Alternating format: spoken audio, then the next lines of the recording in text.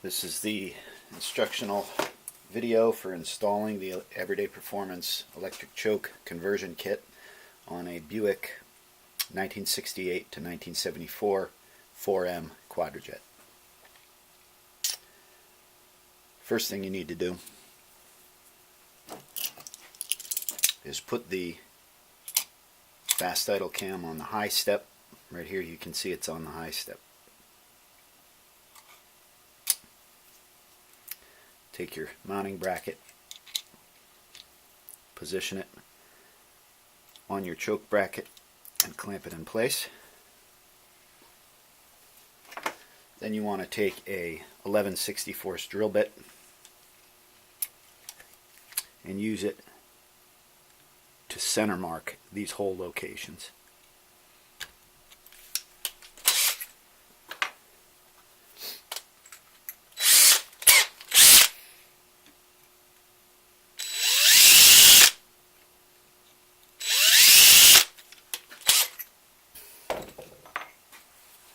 Turn the drill just enough to mark the location and then remove the bracket.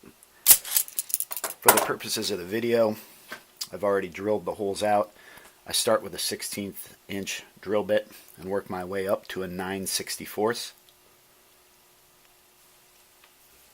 That's drilling those two holes there. Once you have those drilled 9/64, the next step is to tap those two holes and the altitude and the standard holes in the choke arm. You want to tap them number 832.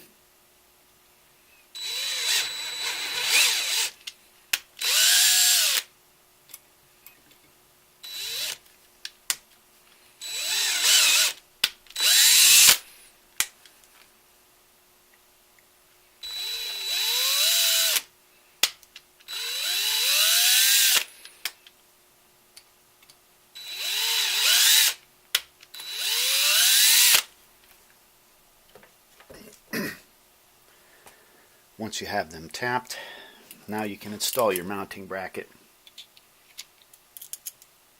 onto the choke bracket using two 832 by 1/4 inch screws,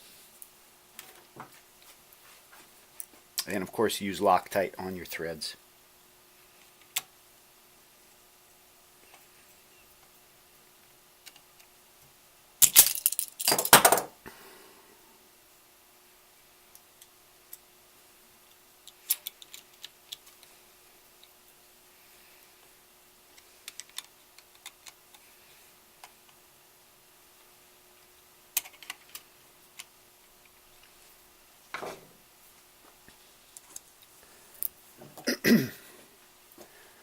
Next we install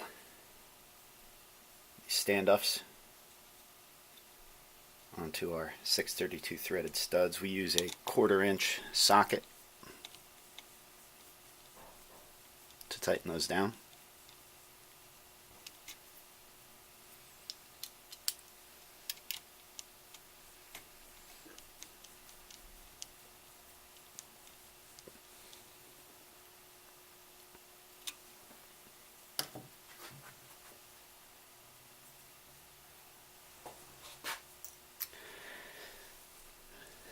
So now we have the bracket and the standoffs in place. We need to work on getting this choke cover installed onto the throttle arm.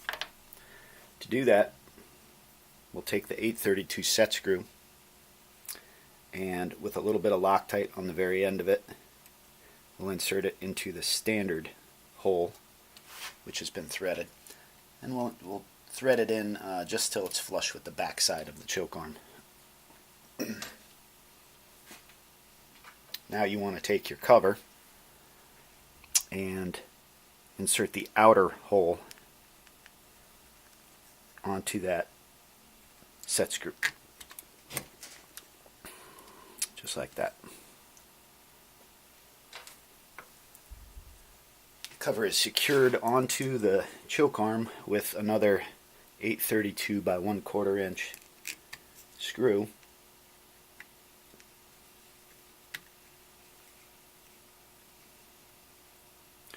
Once that's screwed on, you want to check and make sure that this is as smooth a rotation as possible. See how it's got a little bit of an eccentric to it there? One tip I can give is that you loosen up the screw a little bit. Rotate the cover, gently clockwise as far as you can, and then tighten it down. That'll help to smooth up the rotation, make it less eccentric. Doesn't have to be perfect, but we want it to rotate relatively smoothly. It's good enough.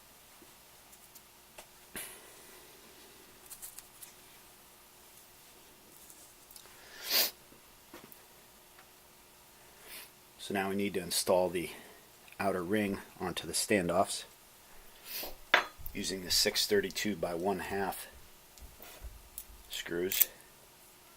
And of course Loctite on the threads. Loctite on all the threads when you do this.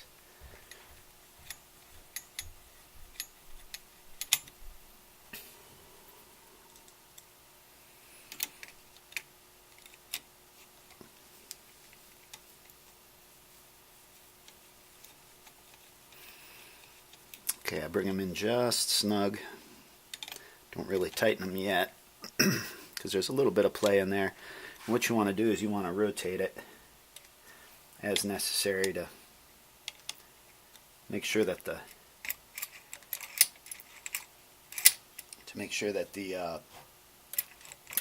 cover and the outer ring are as concentric as possible.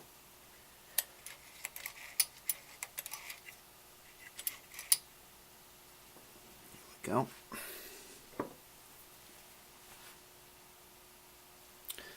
Now we can install the electric choke thermostat. We do that by putting two 632 screws, starting them into the leftmost holes in the outer ring, like that. And we're going to take the electric choke thermostat, and this ring here on the thermostat needs to engage with the set screw.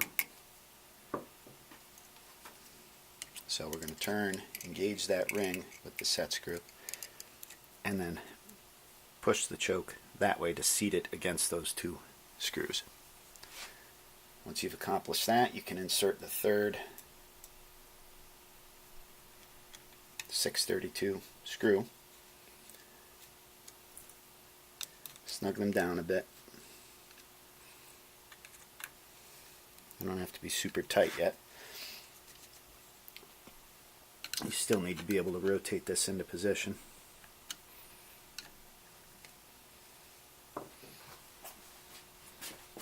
Okay, so now everything's in place. In order to set the choke and actually get the choke mechanism working, we need to rotate the choke thermostat counterclockwise, and that will close the upper air flap.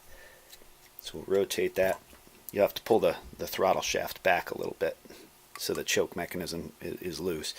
But you can see as I rotate the thermostat counterclockwise, it closes the upper air flap. Once we get to the point where that upper air flap is closed, then I can cinch down. And I can cinch down the retaining bolts for the choke thermostat.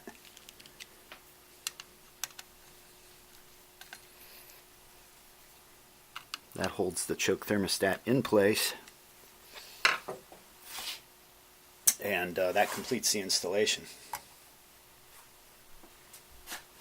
You may have to make small adjustments once you've test fired it to make the choke hold closed longer. For longer warm-up times, you want to rotate the choke thermostat counterclockwise. If you want it to open up quicker from a full closed position, then you'll just want to rotate it a little bit clockwise. That's it. If you have any questions, you can call Ken at Everyday Performance, 860-218-5780, or email ken at everyday-performance.com.